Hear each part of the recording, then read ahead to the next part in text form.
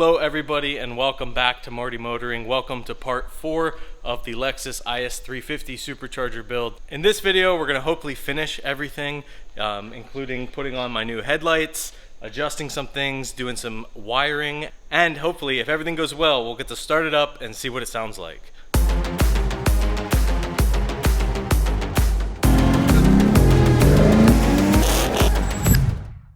If you haven't watched part 1, 2, or 3, definitely check those out. It's going to make a lot more sense.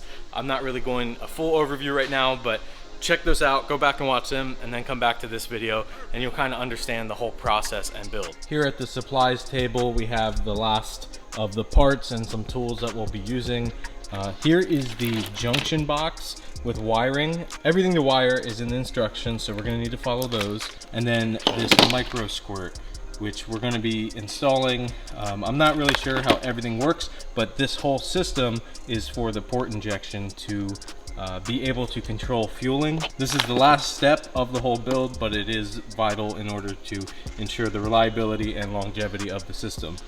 In part 1 of this series, I mentioned re-clearing my headlights with new clear coat because it was peeling. Well, I went a little bit further than that. My friend Brock at BD Retrofit customized these lights and they look awesome, so I wanted to reinstall them and test them out. I went with frosted check marks and turn signal area, yellow high beam area, an LED in the turn signal that has a resistor so it works really well, and then the glass is etched with F-Sport for the low beam projector. Also, there are what they call LED demon eyes in the low beam projector, which lights it up any kind of color, kind of for parking or shows or anything like that, and it's controllable with my phone. Also, one of my headlight tabs cracked, so big thanks to Steve for making a metal bracket. So first, I laid the junction box in the engine bay and configured it in the right orientation with the red and black wires going towards the ECU location up front. So now that the micro squirt is in place on the driver's footwell, we have the junction box here. This will go through the firewall, I believe, and these go to the injectors.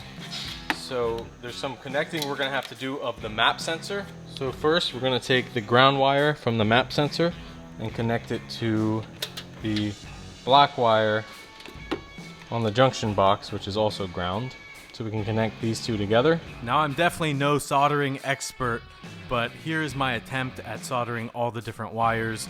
It is recommended for a secure and solid connection. And then also I do heat shrink tubing around each one of the connections to keep them watertight. Now these wires were for the map sensor and it was pretty easy to do it off the vehicle, and I just used a lighter to shrink the heat tubing around the wires that were soldered. So now the ground and power soldered on the map sensor, and this will sit in the engine compartment. But there's also this blue wire that is the signal wire, and that needs to connect to the micro squirt that's inside of the car. So there's these two extra wires that in the instructions they call it various colors. They're pinned on one side, but not the other. This one is pinned on the other side as well. So they're just two extra wires that I'm gonna have to run.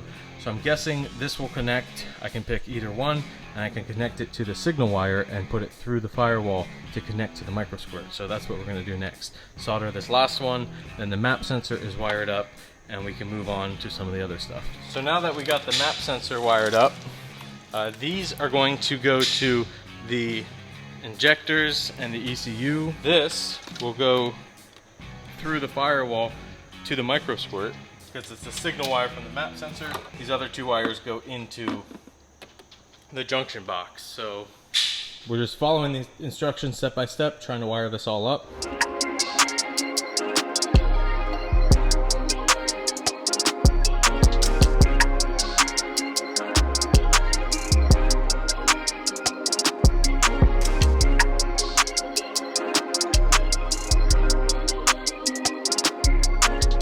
There's a couple wires we're gonna have to cut on this one.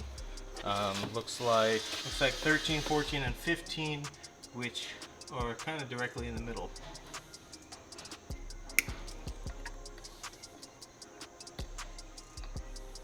We have 1, 3, and 5, and 2, 4, and 6. So it appears that the wires coming from the junction box are in pairs and are labeled per injector numbers. So here's injector number 6. I'm actually gonna have to connect the black wires from the junction box here. So I cut these a little short, so we'll have to do something about that. Same thing here and here. We're going to tap into this wire rather than splicing it. Just tap into it for the engine speed sensor. So it looks like a mess right now, but I got everything soldered for all 6 injector wires. The red goes to what I cut, and then the black goes to the actual plug. So there's 6 there, 6 here. Then we have to make one more connection here for the engine speed sensor, and then all of the wiring, at least for the ECU portion, is done.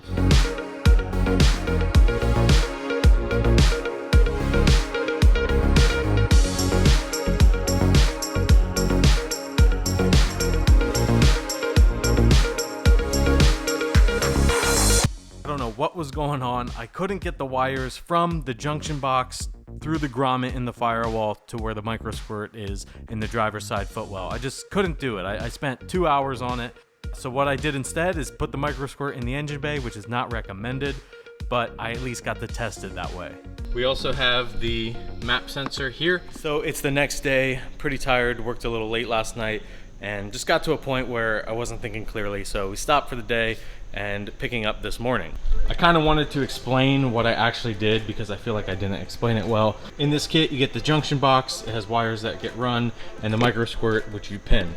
This should technically be under the driver's side footwell, but I could just not for the life of me get anything through that grommet. And I played with it for hours. Maybe we'll try again today, which means I have to unpin all of these, feed them through, and then repin them under the driver's side footwell. But for now, what I wanted to do was at least test the car in its current configuration, make sure everything works. So what you have to do with this kit, there's a couple different harnesses up for the ECU, and the instructions point all of this out, but there's 3 wires for injector in one of them, 3 wires for another, and then a speed sensor signal. It's a little bit of busy work, that's why I didn't film it all. Soldering was a pain. Honestly, it was my first time doing it like that, and I'm getting better, but all the connections are solid, and then we did heat shrink tubing over that just to make it weather resistant and like a solid connection. So with that being said, everything is wired up. This, like I said, should be in the driver's side footwell, but we're gonna test it from here. They do give these 2 extra wires. One is for the speed sensor, and then one goes to the map sensor. So if you've watched this far, thank you. This has been quite the process, learning for me, and there's some things I just ran into, and they weren't really problems, or just I didn't know how to do it, or it's just tight. It's just more than I expected. This is definitely a kit that you may want professional help, tools, and maybe even just have a shop install. It's definitely an undertaking. Most mechanics would be more skilled than me and they can follow instructions. So I'm glad I got to do this full overview video of the whole installation process. It's been a journey. I think this is the 3rd weekend working on it. Of course, weekends are really the only time I have right now, just being a part-time YouTuber, and you know, I have work and I'm traveling and everything like that. It's easy, it's just tedious, and there's a lot of things to figure out, and I figured them out along the way. So hopefully this video series has been helpful. Without further ado, let me show you an overview of everything that's happening, and then we'll try to start the car. So here's the car. As you know, I'll show you how the air intake works, the air setup. So this intake pulls air and it goes into the S pipe that goes into the compressor wheel, and then once it's on the compressor wheel of the supercharger, it goes through, you know, it compresses, and then it sends it out through this pipe, which is kind of behind this pipe. There's a pipe that goes down, it comes out here and around, goes into the intercooler, gets cooled, pushes through here, comes back down behind the headlight, comes up through here, you got the blow off valve, and then it feeds it into the throttle body. This crankcase is just venting to atmosphere rather than recirculating. The actual supercharger itself is there. It's tucked in there right next to the engine. You have the traction fluid or oil reservoir for the supercharger, and those oil lines runs from here to the reservoir, and then once it's on the top of the reservoir, it comes out the bottom, goes through the oil filter into the inlet, which is over here on the supercharger, and then it comes out the outlet, and it comes back and goes here. It's a little bit of routing, but again, that's how you have to have it set up. I'm hoping the bumper is gonna fit. We do have the new headlights on as well. I can't wait to use those, see how they look with everything installed. Obviously very tight and pretty technical to install. I cut my hand so many times, I feel like there's scars forming over my scars. My friend Steve has other projects to do, and I can't take up this lift anymore, so I need to get the car running. that's part of YouTube. We can revisit this later. I'd like to also go to RR Racing and get like a fine tune, street tune, have them look everything over and just make sure I did it correctly. This is Steve's shop, and he actually supercharged his 2017 Camaro SS himself. He's making like 540 or 560 or something like that horsepower to the wheels. This thing is quick. I've driven it, 6-speed manual, and it's super fun. V8 with a blow-off valve. Without further ado, let's try to start this thing.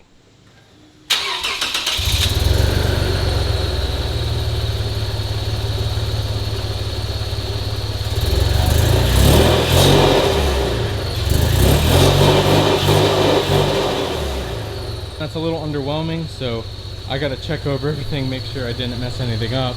The car is very shaky, doesn't seem to be running right. But I'm also supposed to let this thing idle for half an hour before even driving it. So you can see everything's working now. It's very shaky. Supercharger is spinning. So the car starts, that's awesome. I'm not sure if it's supposed to sound like that, so I'm gonna dive into that deeper. I just don't wanna make this video forever long. So this is the actual end of the build, but there is proof you can do this by yourself without a professional shop. Here's the proof. All right, everyone, it's a few days later, and I'm actually in the Scion, driving to the shop where the car is. So I'm going on a trip for about 9 days out west. It's gonna be awesome, out to Yellowstone Glacier. I've never been there before, and I've been planning this for a few months, so pretty excited. But in the meantime, instead of just letting the car sit, what I'm gonna do is drop it off to RR Racing so they can kind of look over my work, just maybe make sure I did everything correctly, which I think I did at this point. The car runs and drives. But I'm also gonna have them fine tune and street tune it, as well as install the wideband boost gauge. It ran rough because of a misfire and the injector wires. It was just something I did. So once I fixed that, the car started to run better. I tried to install the X-Force exhaust and unfortunately ran into some issues. So we're not doing that for right now. So I'm gonna have them do the wideband and some street tuning. And hopefully when I get back from my trip, then the car will be all ready to go. I can pick it up and can start enjoying it. I'll try to get some clips in here of the car running, just hopefully so you have something to go off of after all this build. I know people have been waiting to hear this thing.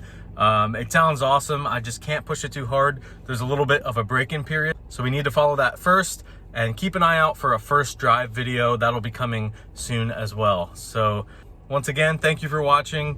If you liked all these videos, including this one, give this a thumbs up. Hit that subscribe button to follow along with more supercharged Lexus IS 350 content. And as always, keep those wheels turning. The car is on and you can hear it.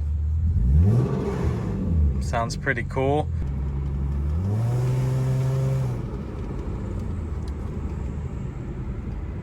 It runs. Lots of lights going on, but it runs. We're not really hitting boost just to be safe.